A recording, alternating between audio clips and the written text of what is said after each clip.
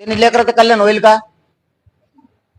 तुमच्या घरात जर ₹1,00,000 पगार आला, 50,000 आला, मोठ्यात मोठा उत्सव साजरा करू ना.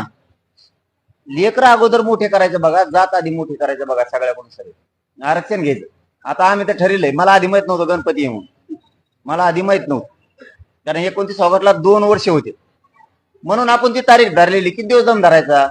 लेकरायचं वाटोळ व्हायला 2-2 वर्ष ना, आता 45 वर्ष पहिले गेली आणि स्वातंत्र्य मिळालेले 75 वर्ष गेले. कवर वाट बघायची?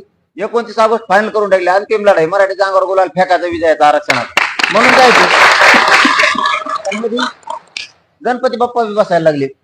आता आमचा गणपती बाप्पा आम्ही आमच्या संघच घेतलाय मुंबईत.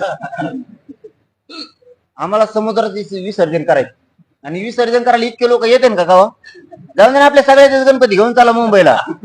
आपण आपल्या गाडीवर ठेवा, तिकडे देवबाप्पा बोललेत आपण 4-5 रोज आरतीला. हो, महाराज घेतलेत कीर्तनाला, भजन करायला गायक घेतलेत मोठाले, शिवशाहीर घेतलेत सगळे.